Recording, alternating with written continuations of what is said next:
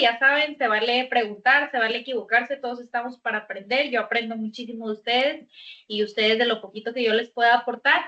Y bueno, es un tema bien interesante, neumonía adquirida en la comunidad, hemos visto muchos pacientes que tienen este diagnóstico y quisiera darles aquellos puntos como clave de cuando diagnosticamos una infección que es viral a una infección bacteriana, cuáles son las diferencias, qué vemos en la radiografía, qué vemos en los laboratorios, qué vemos en la clínica, que nos va orientando. Yo sé que muchas veces pues tomamos panel respiratorio por PCR o panes de neumonía y ahí tenemos, o cultivos, y ahí tenemos el diagnóstico, pero es real que no en muchos sitios se cuenta, afortunadamente ahí en Muguerza, pues gracias a Dios tenemos un stock súper completo para hacer el diagnóstico etiológico que le llamamos, o sea, la causa como tal de la infección, para ver qué es lo que necesita nuestro paciente, si necesita antibiótico, si necesita nada más manejo de soporte.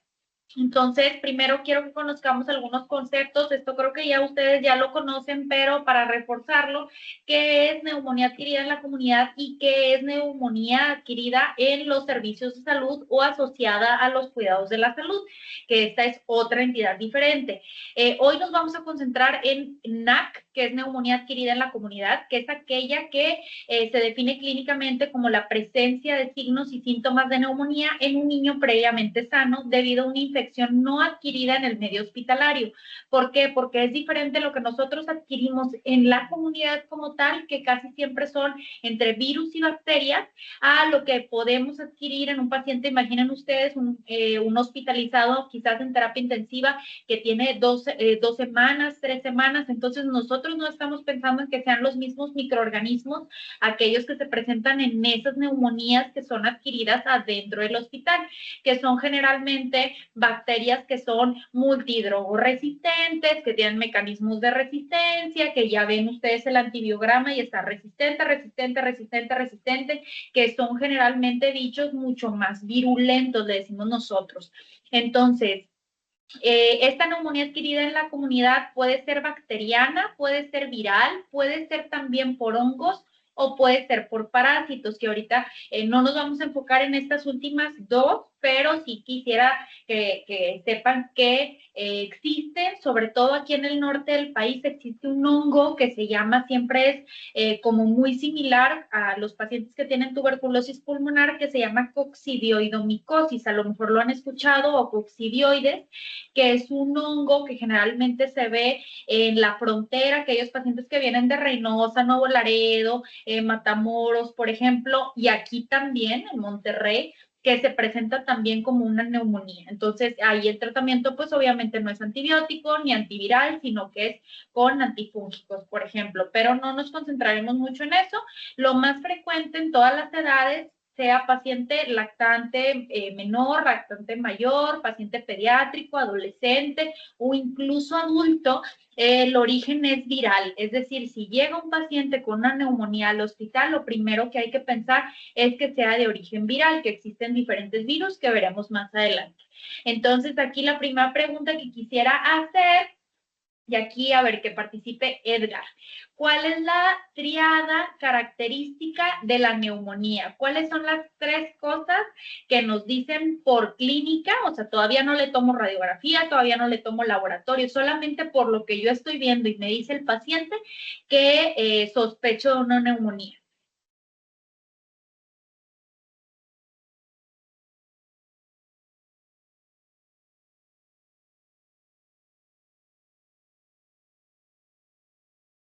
A ver, Diego, A ver si no me equivoco. Creo que a ver, era adelante. fiebre, tos y ¿Fiebre tos? hallazgos normales en cuando los escultan. Ok, súper bien. Es fiebre, tos y otro dato que ustedes también documentan a la hora de la toma de signos vitales, que es la polipnea. Polipnea significa aumento en la frecuencia de la respiración, del número de respiraciones. Entonces, tos más polipnea más fiebre, eso es neumonía por clínica. Por supuesto que tenemos que tomar la radiografía, que tenemos que tomar exámenes complementarios, pero esto en general que sepan que por clínica esto es la triada característica de neumonía. Muy bien. Entonces, esta es la otra entidad que les comentaba yo, que es neumonía adquirida o asociada a cuidados de la salud, la cual es diferente a la neumonía adquirida a ver, creo que ahí me escuchan bien ustedes. Sí, doctora. ¿Sí se escucha bien? Ok. La neumonía asociada a cuidados de la salud es aquella que se adquiere adentro del hospital, pero no necesariamente adentro del hospital, sino que, por ejemplo, ustedes saben que hay pacientes que visitan con regularidad los servicios de salud, por ejemplo, los niños con cáncer, que a cada rato están yendo por quimioterapia intratecal, que visitan servicios de hematología o de oncología, o aquellos pacientes, por ejemplo, que visitan servicios de hemodiálisis, o sea, no precisamente que esté hospitalizado como tal el paciente, pero que tenga un contacto con servicios de salud. Bueno, entonces, en ese caso, ya estamos hablando de una neumonía asociada a cuidados de la salud, la cual es una infección del tracto respiratorio bajo que se adquiere durante hospitalización o esto que les comento de servicios de salud, que no existe ni está en proceso de incubación al momento de la admisión, que aparece de 48 a 72 horas después del ingreso o 48 a 72 horas después del egreso en aquellos pacientes con factores de riesgo o hasta 5 días después en aquellos que no tienen factores predisponentes. A ver, creo que no está cambiando la diapositiva. Permítanme tantito. A ver. ¿Ahí la alcanzan a ver? ¿Ahí cuál ven? Neumonía asociada a cuidados de la salud. Ah, ok. Se me hace que ya. A ver, si avanza. Siguiente. Sí, ¿verdad? ¿Sí avanzó? No, No avanza. no, doctora, se queda en neumonía asociada a cuidados de la salud.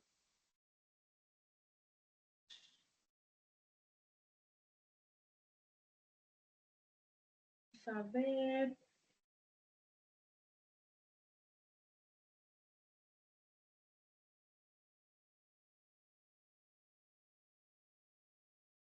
A ver si ya. A ver, ¿ahí lo alcanzan a ver? Sí, ya. ¿Sí? Ok. Entonces, ¿cuál es la neumonía? Ya dijimos, aquella que se adquiere adentro del hospital o que tiene relación con servicios de salud, hemodiálisis, quimioterapias, aquellos pacientes que están también incluso en casos de como de reposo o asilos, ahí también se habla de neumonías asociadas a cuidados de la salud, que ese pues no hablaremos el día de hoy. Aparte, otro término que hay que conocer es la neumonía complicada. Muchas de las veces han escuchado ustedes que decimos neumonía complicada. Cuando decimos que una neumonía es complicada, es aquella que cursa con derrame pleural, que es el líquido en el espacio pleural. Normalmente el espacio pleural debe tener un líquido que es normal, que es una cantidad habitual que tenemos todos, pero que funciona cuando al momento de la respiración, pues nos permite hacer los movimientos y que haya un roce, pues digamos, muy discreto entre las pleuras, pero al momento de tener derrame pleural, esta cantidad de líquido, pues aumenta. Aquellos pacientes que tienen empiema, que significa que el derrame pleural tiene pus, o absceso como tal, absceso pulmonar, se conoce como neumonía complicada o aquella neumonía que evoluciona en insuficiencia respiratoria y que requiere de ventilación mecánica invasiva. A ver, me dicen si cambia. Entonces, de todas las neumonías que vamos a ver, hasta 60% no es posible identificar un agente etiológico, es decir, no sabemos si es neumococo, si es COVID, si es influenza. Muchas de las veces ya no podemos captar ni siquiera el bicho, tanto en estudios de biología molecular, por ejemplo, PCR, ni en cultivos. Muchos de los pacientes ya llegan con nosotros y llegan a terapia intensiva o hospitalización y dicen, bueno, es que ya me dieron antibiótico o ya me dieron algo de, a ver, aquí no, abrir, a ver, si alcanzan a ver qué dice epidemiología, ¿verdad? ¿O no? No, no se ve. No se ve. Changos, a ver, déjenme ver. Ya se veía, doctora. Ya se veía. Sí. Otra vez. Ahí va. Ahí está. ¿Ahora sí? Sí. Ok. Entonces, cuando es infección bacteriana, la mayor parte de las veces no va a ser una neumonía bacteriana, pero todo depende del paciente, del esquema de vacunación del paciente, de lo que veamos en radiografía y lo que veamos en laboratorios. Entonces, de manera general, también hasta un 50% de las neumonías pueden ser ocasionadas por la presencia de una infección mixta. ¿Qué significa? Y lo hemos visto muchas veces, que trae, por ejemplo, el paciente un metaneumovirus, pero también tiene tal vez neumococo. Entonces, eso se conoce como infección, tiene un virus y una bacteria, y esto se alcanza a ver, el porcentaje es variable, pero hasta en la mitad de las neumonías. Y la infección viral sola, es decir, que no tenga ningún otro acompañante y que solamente sea, por ejemplo, COVID, para influenza, metaneumovirus, se presentan alrededor de 45% de los casos. Entonces, hay que conocer, hay varias métricas que son importantes para nosotros, pero que sepan que la neumonía puede ser algo sumamente grave que ponga en riesgo la vida del paciente. Ustedes lo saben perfectamente, aquel niño que se nos complica con datos de sepsis, aquel niño que requiere ventilación mecánica invasiva, aquel niño que llega incluso a toracoscopía, a ese drenaje, el derrame pleural. Entonces, de todos estos casos de neumonías, neumococo es el responsable de 30% de los casos. ¿Cuáles son los factores de riesgo? Los factores de riesgo son, entre más chiquito esté el paciente, corre mayor riesgo de alguna complicación, sea derrame pleural, sea toracoscopía, sea formación de absceso, por ejemplo, neumonías necrosantes. A menor edad es mayor el riesgo. Aquellos pacientes que tienen bajo peso al nacer o que son prematuros extremos, desnutrición, bajo nivel socioeconómico, esto porque tiene mucho que ver con el hacinamiento y la falta de acceso a los servicios de salud, como por ejemplo aquellos pacientes que pueden no tener esquemas de vacunación completo. Pero sabemos que también pues hay pacientes con alto poder adquisitivo, que de hecho acabamos de dar hace poquito de alta a unos pacientes antivacunas, y pues son pacientes que tienen a lo mejor desinformación, teorías conspiranoicas acerca de la vacunación, en especial de algunas en específico que pueden cursar como que con más mitos o más dudas, que son, por ejemplo, COVID, influenza y papiloma, que considero yo que son como las más satanizadas, ausencia de lactancia materna e inmunizaciones incompletas. Y aquí sí se alcanza a ver la pregunta, chicos. Te voy a preguntar, ¿cuándo se indica la vacuna de neumococo en la cartilla nacional mexicana? Y aquí, si quiere participar, vamos a ver. Si quiere participar, Normita. A ver si me acuerdo, creo que es a los 6 meses. Ok. ¿Cuántas dosis, Normita, te acuerdas que son de neumococo? Hoy no recuerdo bien, creo que es una. Ok, no te preocupes. Bueno, en realidad aquí en México tenemos un esquema que la verdad es un esquema que no está tan completo. Las vacunas aquí en México se ponen 3 dosis a los 2 meses, a los 4 meses y a los 12 meses. Pero este esquema se llama 2+1, que es el que nos ponen en centro de salud, en servicios de salud. O sea, este se supone viene a ser el esquema completo mexicano, pero en realidad se sabe que el esquema más completo es el esquema americano, que es el que utilizan en Estados Unidos y también se utiliza en otros países de Europa, que este es el que ofrece mayor protección a los niños. Entonces, nosotros como pediatras les recomendamos a los papás que apliquen aparte esta tercera dosis que no está incluida en el esquema nacional, que es 2 meses, 4 meses 6 meses. Esta de los 6 meses sería, como quien dice, pues esa vacuna adicional que no se pone en los centros de salud y que no está en la cartilla mexicana, y los 12 meses. Entonces, este es el esquema más completo que se conoce como 3+1, así lo van a ver en los libros o en la literatura, en los artículos, pero aquí en México los niños tienen 3 dosis. Entonces, en realidad, si un niño tiene el esquema completo mexicano, de cualquier forma es un esquema que no tiene tan buena protección, nada más para que sepan ese dato ustedes. Y bien, aquí les dejo el esquema de vacunación mexicano, la primera dosis a los 2 meses, la segunda a los 4 meses y el refuerzo a los 12 meses. Los factores de riesgo, ya los habíamos dicho, la falta de lactancia materna, vacunación incompleta, aquellos bebés prematuros, entre más prematuro y prematuro extremo, por ejemplo, es mayor el riesgo de tener una infección respiratoria, desnutrición y otros factores que no están relacionados con el huésped, por ejemplo, en época invernal, pero no porque haga frío, sino porque la gente se junta en espacios que son cerrados, en donde quizás hay más, se comparten más gotitas respiratorias y puede haber más transmisión de los virus. Asistencia a guardería, por supuesto, niños de guardería, podemos estar viendo niños que se enferman hasta 10 a 12 veces, a 12 veces al año, contaminación ambiental o contaminación domiciliaria. Y aquí tengo otra pregunta para ustedes. A ver si también ya se alcanza a ver. Y aquí le voy a preguntar a Ari. ¿Alcanzas a ver la pregunta, Ari? No, doctora, no se movió. ¿Qué pasa? Estamos en epidemiología. Es mi... A ver.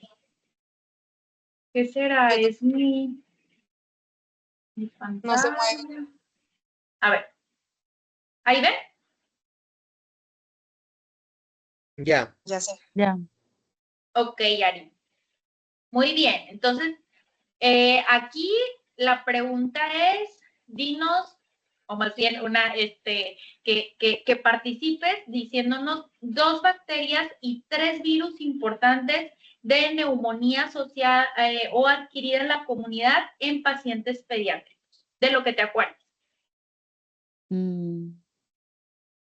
Pues acaba de mencionar unas neumococo, Ok, perfecto, neumococo, influenza, influenza, muy bien, COVID COVID, muy bien, y ya no me acuerdo más. ok. Ahorita lo recordamos todos. Por ejemplo, estos son algunos ejemplos.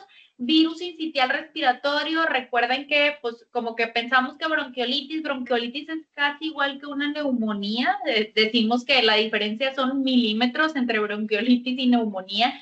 Pero virus sincitial respiratorio es muy importante, sobre todo en los lactantes menores de 6 meses, que pueden tener datos de dificultad respiratoria muy importante y que pueden llegar incluso con fiebre, datos de desaturación con nosotros, pueden requerir ventilación mecánica invasiva, COVID-19, influenza, como mencionó Ari, parainfluenza, metaneumovirus, son algunos ejemplos, y de bacterias neumococo. Y hay otra bacteria que vemos, pues digamos relativamente frecuente, pero en niños un poco más grandes, sobre todo en edad escolar y adolescentes, que es el micoplasma, que hablaremos más adelante. Muy bien. ¿Aquí se alcanzan a ver las tablas? Sí, Es que doctora. yo no sé, ¿sí? Ok, es que Sí. no sé si se ven o no se ven. Pero miren, esta tabla número 1, y perdón que están en inglés, pero esta tabla número 1 son los agentes comunes de neumonía adquirida en la comunidad. Y la tabla número 2 es menos frecuentes, los que no son habituales en los niños, sobre todo sanos. Entonces, hay que recordar que tenemos que estar bien familiarizados con virus sincitial respiratorio, con influenza A, influenza B, parainfluenza, que son los famosos del CRUP o la laringotraqueobronquitis, adenovirus, rinovirus, virus también del sarampión, que ahorita estamos en brote aquí en México. Afortunadamente, gracias a Dios, no tenemos casos aquí en Nuevo León más que uno, pero en estados como Chihuahua, pues tienen muchísimos casos, ya tienen más, ya son más de 3,000 los casos confirmados. Otras bacterias como Mycoplasma pneumoniae, Chlamydia trachomatis, Chlamydophila pneumoniae, bacterias como Streptococcus pneumoniae, alias neumococo, Mycobacterium tuberculosis, Staphylococcus aureus o Haemophilus influenza, que se llama tipo B o no tipificables, así se llaman, que son los que no vienen en la vacuna. Haemophilus influenza viene en esta vacuna que ustedes también conocen, que se llama hexavalente, pero hay ciertos tipos de Haemophilus influenza que no vienen en la vacuna, por lo tanto, pues no estaremos protegidos contra ese tipo de serotipo. Y para niños sanos también, pero que no es tan frecuente, virus varicela zoster, algunos coronavirus. Yo coronavirus lo pondría de este lado porque ya es frecuente y cada vez es más frecuente ver niños con neumonía por COVID, entonces no es tan infrecuente, pero algunos otros, por ejemplo, Bordetella pertussis, que es la tosferina, Escherichia coli, Listeria, Neisseria meningitidis, que es el meningococo, Pseudomonas, Brucela, Leptospira, todos estos la verdad es que no son los más frecuentes, pero dependiendo del tipo de paciente, si tenemos a lo mejor un paciente oncológico, neutropénico, paciente post-trasplantado, o que sí sea una neumonía adquirida dentro del hospital, sí debemos de pensar en diferentes patógenos que no están en esta tabla 1. Pero lo más frecuente siempre va a ser esto de tabla 1. Aquí yo agregaría COVID, pero lo que veremos con mayor frecuencia, sobre todo en la terapia, será virus sincitial respiratorio, algunos como adenovirus para influenza, micoplasma también, que en general suelen ser neumonías más benignas de que quizás no lleguen a terapia intensiva, pero que sí lleguen a piso a hospitalizarse. Entonces, cuando los pacientes tienen menos de 3 semanas, es muy poco común que se presente una neumonía, sobre todo si tenemos un paciente con neumonía de esta edad. Punto número 1, siempre hay que hospitalizarlo. O sea, hay que descartar sepsis neonatal. Esto generalmente está asociado a infección perinatal, en donde pueden estar involucrados diferentes bichos, sobre todo el estreptococo del grupo B, que es transmitido de forma perinatal de mamá a bebé y puede causar no solamente neumonía, sino también meningitis. Pueden ser algunos enterobacterales, lo que antes conocíamos como enterobacterias gram negativas, que son las que muy frecuentemente vienen de intestino, como por ejemplo E. coli, Proteus, Klebsiella, causando neumonía en el neonato, Listeria monocitógenes, que esta también es muy frecuente y es por eso que ustedes saben que los esquemas de sepsis neonatal llevan ampicilina más amicacina o ampicilina más gentamicina. Esa ampicilina tiene una cobertura especial para Listeria monocitógenes, que este es un patógeno que puede cruzar la placenta y que hace que los bebés tengan tanto neumonía como meningitis. Staphylococcus aureus, sobre todo en pacientes que tienen antecedentes de punciones, de catéteres, de que estuvieron un ratito en UCIN y que luego se dieron de alta, por ejemplo, o citomegalovirus, que esto pues yo diría que no es nada frecuente. Aquellos pacientes que tienen entre 3 semanas a 3 meses, hay que pensar ya otro tipo de bichos. Por ejemplo, aquí ya toma fuerza la bordetela, que es la famosa tosferina, neumococo ya empieza a aparecer, no es frecuente en los neonatos el neumococo, por ejemplo, virus sincitial respiratorio, que son los niños que llegan con bronquiolitis, con dificultad respiratoria, con sibilancias, por ejemplo, para influenza 3 o para influenza 1, COVID-19, Staphylococcus aureus y Haemophilus influenza. En los niños de 4 meses a 4 años, virus sincitial respiratorio sigue teniendo un impacto, sobre todo en los menores de 2 años, para influenza, COVID-19 influenza, rinovirus, adenovirus, neumococo y otros que platicaremos más adelante que si bien son más frecuentes en la edad adolescente y en los niños más grandecitos, como quiera es importante considerarlo en los niños, por ejemplo, que no han entrado a escuela, como Mycoplasma pneumoniae o Mycobacterium tuberculosis. Pero bien, estos dos es más frecuente de niños más grandes, que sepan eso. Arriba de 5 años, lo más frecuente es que pueda ser neumonía por neumococo, COVID-19, Mycoplasma pneumoniae o Clamidia pneumoniae, que también es otro diferencial. Entonces, si el paciente, hasta aquí sí se está cambiando la diapositiva, ¿verdad? Sí, doctora. Sí, ok. Entonces, si el paciente tiene clínica de sepsis sin síntomas respiratorios severos, ¿qué significa? Que el paciente tenga fiebre, que esté taquicárdico persistente, que tenga diacoresis, escalofríos, que se vea con aspecto, lo que nosotros llamamos aspecto tóxico, o sea, que no se vea bien ese paciente lo más probable es que esté cursando con una infección de tipo bacteriano. Aquellos niños que refieren, por ejemplo, dolor retroesternal, puede ser cualquier infección viral o Mycoplasma pneumoniae. Esto es lo más frecuente, pero de cualquier forma, pues ya habría que descartar una infección bacteriana. El dolor torácico localizado, y aquí les pongo también referido a hombro, porque hace poquito que vimos a Samuel Edrey ahí en la terapia, él decía que le dolía mucho el hombro, no sé si se acuerdan. Entonces, este dolor que puede ser dolor de pecho, ya sea localizado en el pecho o que lo refieran hacia el hombro, por ejemplo, eso hay que pensar que hay una irritación pleural, probablemente sea una neumonía bacteriana ya con derrame pleural o una infección bacteriana. Y si el niño tiene dolor abdominal, también hay que pensar que puede tener derrame pleural o que tiene neumonía en la parte inferior, o sea, en las bases de los pulmones. Y aquí, bueno, voy a abrir también el micrófono para preguntar cuáles son los datos de dificultad respiratoria que ustedes conocen. A ver, ¿vale? Sí, doctora.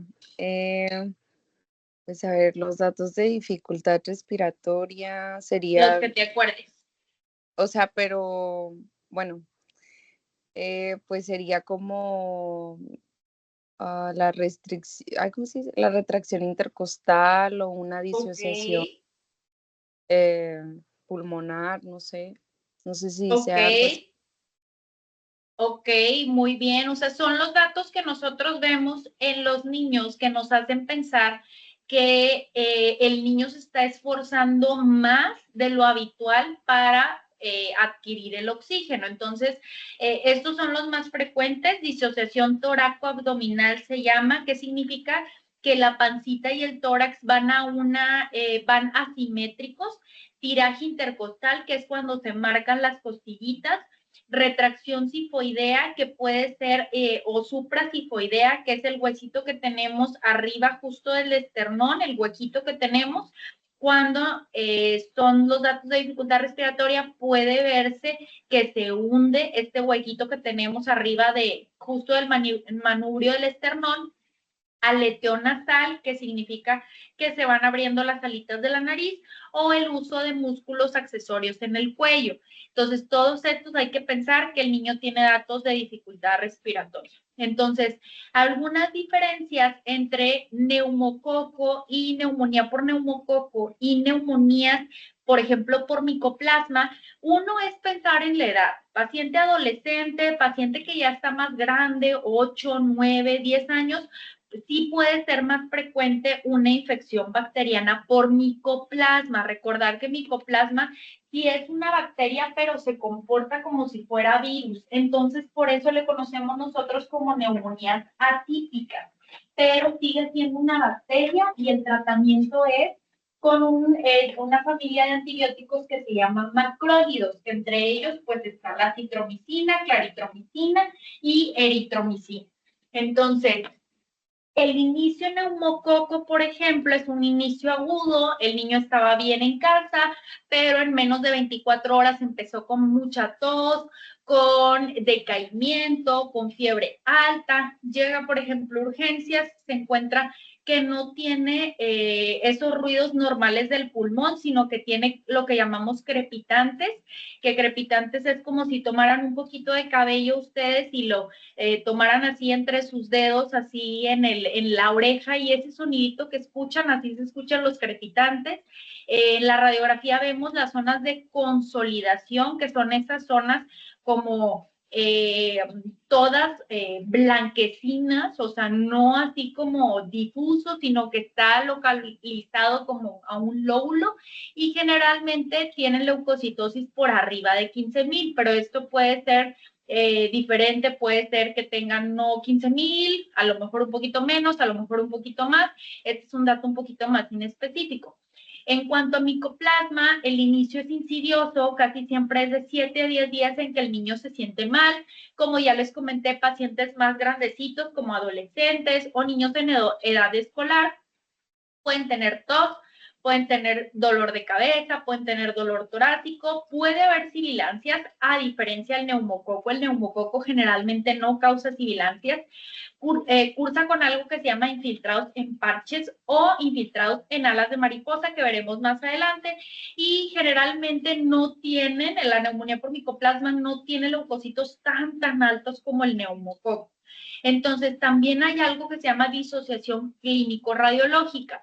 ¿Qué significa esto? Que el paciente se ve bien y la radiografía está terrible, o al revés, el paciente se ve muy mal y la radiografía se ve bien. ¿Cuándo podemos pensar que un paciente tenga neumonía bacteriana? Bueno, que tenga fiebre arriba de 38.5, esto que se llama como estertores o crepitantes. La frecuencia respiratoria generalmente suele estar mayor de 50. Los leucocitos, que pueden ser variables, pero generalmente arriba de 15,000, y que tenga radiológicamente lo que se conoce como signos de consolidación, que veremos más adelante. Un dato clave es que un niño lactante o preescolar con sibilancias, el que tenga sibilancias, es muy poco probable que sea una neumonía bacteriana. Lo más frecuente cuando un niño tiene sibilancias es que sea viral. Lo más frecuente, virus sincitial respiratorio. Pero sí deben de recordar que hay algunas otras entidades, como por ejemplo las crisis asmáticas, que algunas son desencadenadas por rinovirus, que también pueden dar sibilancias y que pues no están en relación con una infección bacteriana. ¿Cómo es radiológicamente una neumonía bacteriana? Bueno, vemos este apartado, esto que les comentaba, esto se llama zona de consolidación, que vemos aquí. A ver si puedo, puntero láser, aquí está, a ver si lo alcanzan a ver. Esta parte de arriba, cuando vemos neumonías que son bilaterales, como así como enramado, que esté infiltrado, que le llamamos intersticial, eso seguramente es viral. Pero aquí vean cómo hay solamente un área afectada, esto se conoce como neumonía lobar, solamente esta área que está radiopaca, o acá que vemos el signo de broncograma aéreo, que significa que está toda esta zona, se llama consolidación en la tomografía, y se ve el bronquio ocupado por aire. Entonces esto es muy sugestivo de una neumonía bacteriana, a diferencia de una neumonía viral. ¿Cuáles serían los datos pivote para pensar en que nuestro paciente tiene infección viral? Niños muy chiquitos, sobre todo menores de 2 años, las sibilancias que ya comentábamos, que para que casi que nunca nos equivoquemos, las sibilancias son igual a virus sincitial respiratorio antes de los 2 años. En niños más grandes habrá que valorar si no es asma, una crisis de asma o una neumonía atípica. La temperatura suele ser de 38, 38.5, pero no más alta.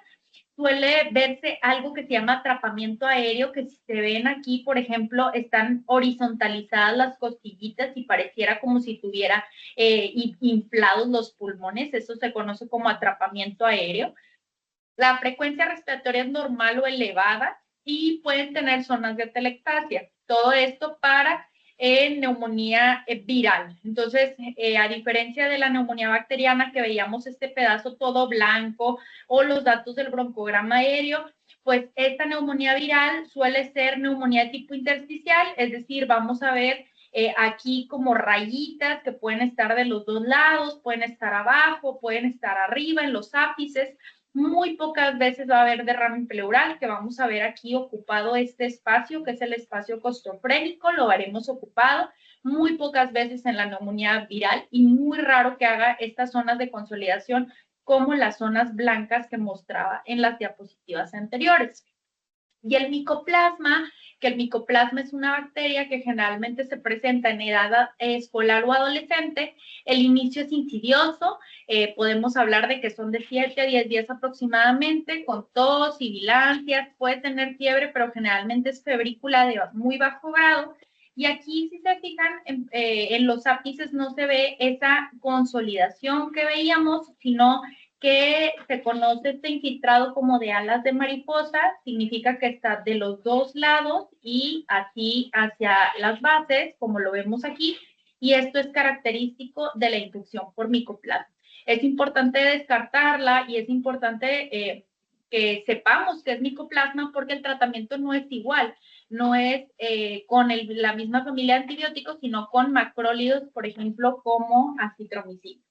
Y ese es un cuadro comparativo, tómenlo foto, guárdenlo porque es muy, muy valioso, entre cómo diagnosticar una neumonía viral, cómo diagnosticar una neumonía bacteriana atípica, por ejemplo, esto de micoplasma que comentábamos, que se llama atípica porque pues el micoplasma actúa como si fuera un virus, pero en realidad es una bacteria, y la neumonía bacteriana, que es una neumonía por neumococo generalmente. ¿Cuáles son las diferencias? La neumonía viral casi siempre en niños más chiquitos, neumonías atípicas o por micoplasma en paciente adolescente o escolar. El comienzo puede ser gradual, variable, de 1 a 3 días. Generalmente los pacientes que nos llegan con neumonía viral es paciente que antes tenía moquitos, estornudos, se sentía un poquito mal y luego de repente empieza con datos de dificultad respiratoria unos 3 o 4 días después. Esto no pasa con las neumonías bacterianas, que esto, pues el paciente se llega a poner mal prácticamente de horas a un día de evolución. En las neumonías atípicas, más o menos como unos 7 a 10 días de evolución. Si el niño se ve mal o no se ve mal, que eso es el estado general, en las neumonías bacterianas el niño se ve de un aspecto séptico, se ve tóxico. Esto no sucede en las neumonías bacterianas atípicas o en las neumonías virales. En cuanto a la fiebre, es muy alta o alta en las neumonías por neumococo, casi no se presenta en las neumonías atípicas y también puede ser variable, pero suelen tener igualmente fiebre los niños con neumonía viral. En los pacientes, cuando les tomamos la frecuencia respiratoria, que estén polipneicos, lo más frecuente es que sean neumonía virales, pero también puede ser neumonía bacteriana las que se presenten con paciente polipneico. Otros hallazgos, el paciente con neumonía viral, como les comentaba, pues en días anteriores había tenido moquito, estornudo, congestión nasal, algo de tos, o sea, ya estaba dando como los pródromos, entonces después empieza con datos de dificultad respiratoria y es cuando ya lo ingresamos a hospital. Suelen tener sibilancias, a diferencia de las neumonías bacterianas, que suelen ser crepitantes. El derrame pleural en neumonía viral es prácticamente raro o inexistente, pero es muy frecuente en la neumonía por neumococo.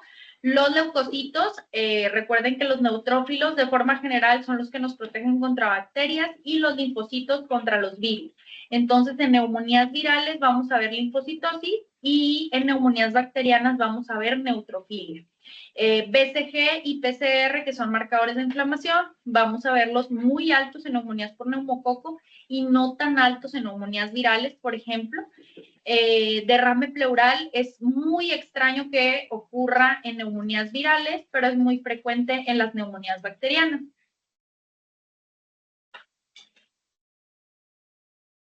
Y bueno, como parte del diagnóstico tenemos que revisar súper bien al paciente, tenemos que tomar los signos vitales para ver datos de polipnea, datos de fiebre, datos de taquicardia, y en los exámenes complementarios debemos de solicitar algunos que nos pueden apoyar para ver qué más vamos a ofrecerle al paciente. La leucocitosis, cuando tomamos la biometría hemática en infecciones por adenovirus, influenza o micoplasma, que generalmente lo que vemos es linfocitosis, leucopenia, que se puede ver en infecciones virales, pero si tenemos una infección bacteriana y el paciente no tiene leucocitosis, sino que tiene leucopenia, o sea que en vez de para arriba los leucos se nos estén yendo para abajo, pues esto puede sugerir severidad y que el paciente se puede poner mal. Los hemocultivos son positivos en los pacientes que tienen neumococo hasta el 30% de los casos, y los reactantes de fase aguda no son mandatorios, o sea que le estemos tomando PCR y BCG, pero nos sirven mucho para el seguimiento de ese paciente. Es decir, si llega con una PCR de 50, bueno, quizás tomarle una días después para ver que ya no esté en 50, que esté en 30 o que esté en 20, para valorar el seguimiento también por laboratorio. Y bueno, aquí les voy a poner un caso clínico para que participen. A ver, que participen. Omar.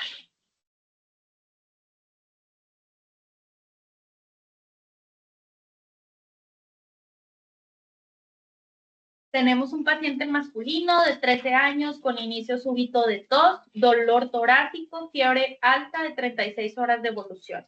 La BH tiene leucocitosis de 23,000. Para esta edad, pues ya debería de tener menos de 11,000 el paciente. Una PCR muy positiva, una BCG también positiva. Ya la exploración física se encuentra febril el paciente, polipneico, tiene datos de dificultad respiratoria como tiraje intercostal, tiene crepitantes en hemitórax derecho y tiene matidez a la percusión. Normalmente cuando uno percute el pulmón se debe escuchar algo que se llama claro pulmonar, pero en este caso se escucha como si tuviera algo en la base. Entonces, ¿qué te parece? ¿Que sea viral, que sea atípico o que sea bacteriano?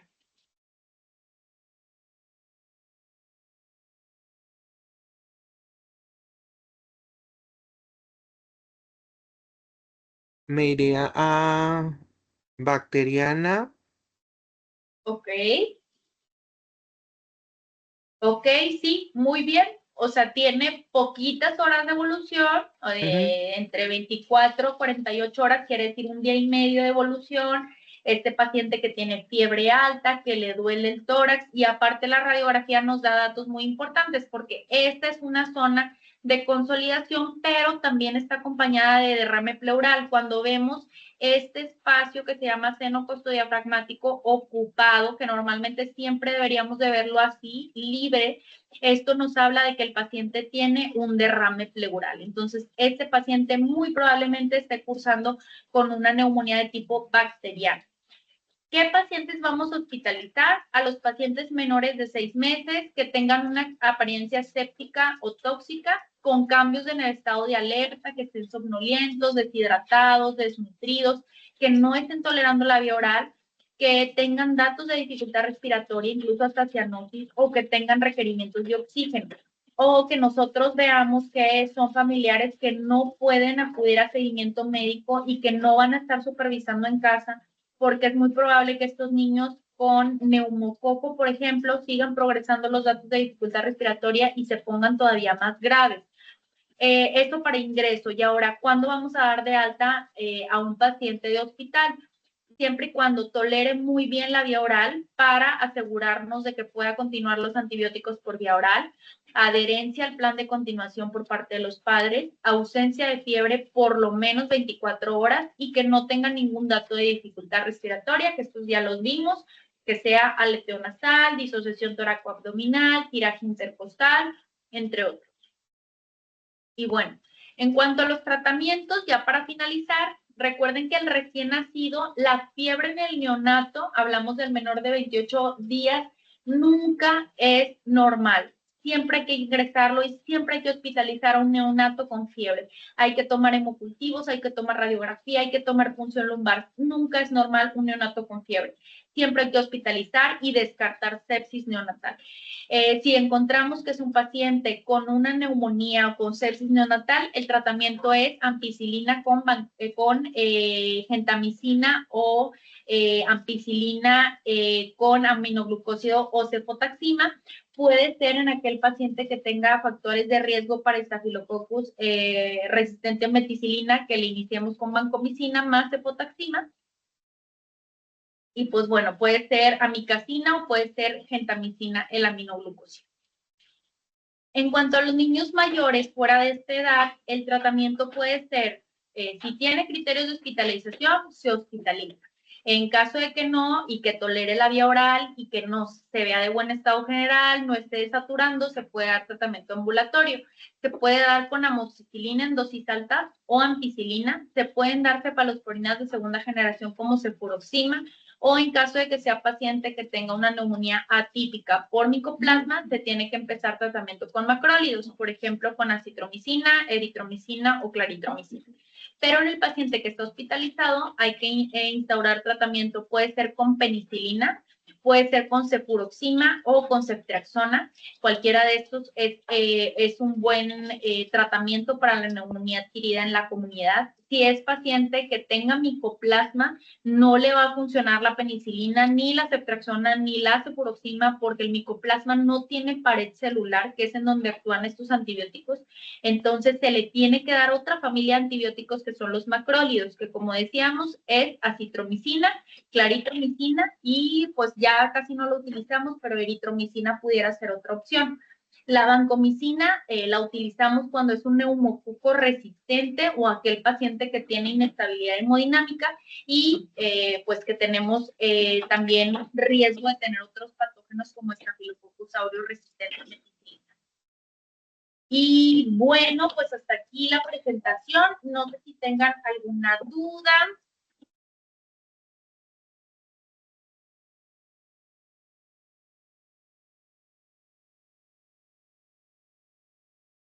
No sé si alguien tenga alguna duda, alguna pregunta en particular.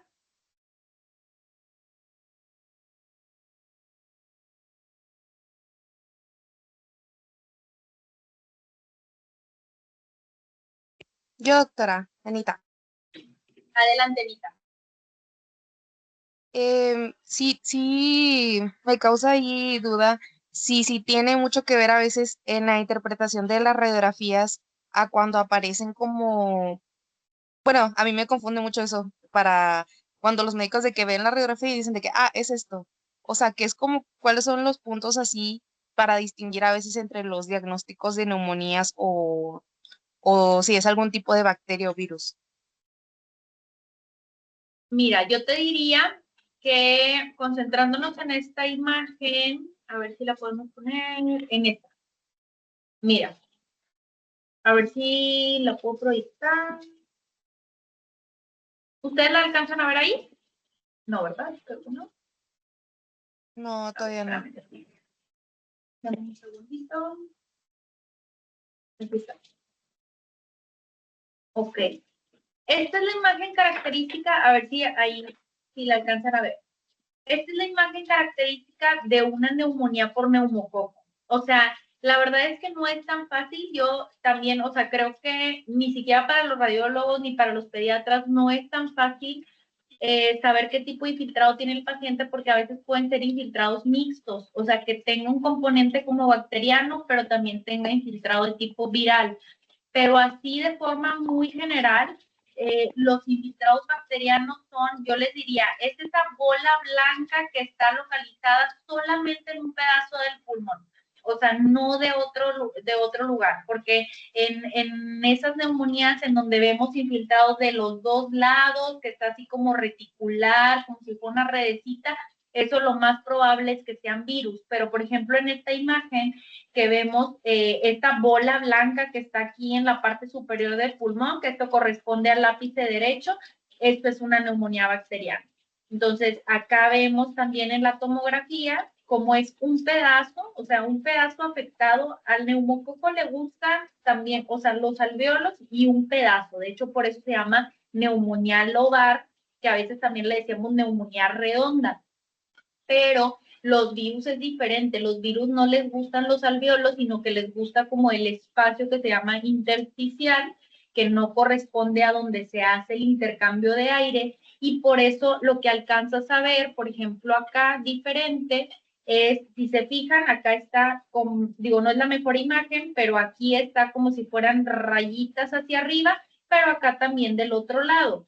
Si esta fuera, y aquí aparte tiene, si se fijan del lado derecho del corazón, como si fuera lo que nosotros llamamos empastamiento parailiac. Entonces, esto es muy diferente a la radiografía que causa una bacteria.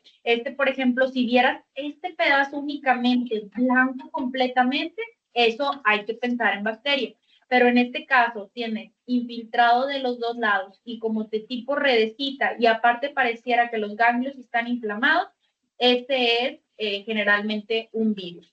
Y el micoplasma es diferente. El micoplasma nos da lo que se llama alas de mariposa, que casi siempre es como un infiltrado que está en las bases, que es de un lado y del otro, casi siempre hacia las regiones inferiores. Entonces, sí habría que ver cada paciente es único, diferente. Hay veces que hay coinfección, o sea, que un tipo de infiltrado lo está haciendo una bacteria y también en ese mismo paciente algo de infiltrado está haciendo algún virus.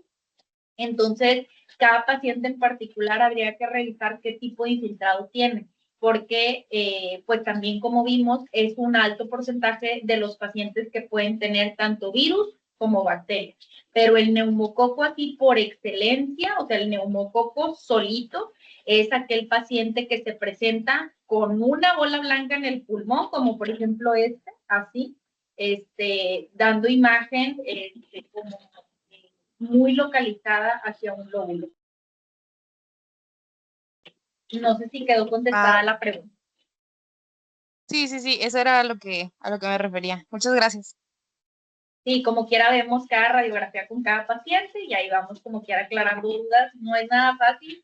O sea, a veces uno dice, ay, sí, yo le veo esto, pero el radiólogo le vio otra cosa y el neumólogo le ve otra cosa. Entonces, es muy difícil a veces la interpretación de las radiografías. Aparte, tomar en cuenta que con los niños también siempre son radiografías bien difíciles. O sea, si las tomamos portátiles, salen movidas, salen rotadas, no con una adecuada técnica. Entonces, pues la verdad, ese también es otro criterio, pues, de dificultad para la interpretación de las radiografías.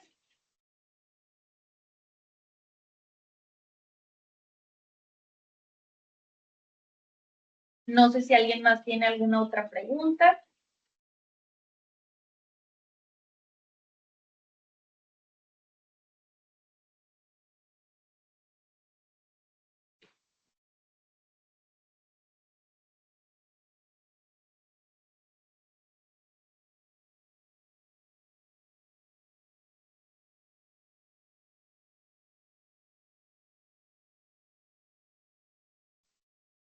Ok, chicos, pues si no hay ninguna otra pregunta, yo como quiera sigo al pendiente. Si alguien quisiera revisar algún punto en específico de este tema, lo podemos revisar. Si quieren revisar algún otro tema de infecto en un futuro, también lo podemos revisar.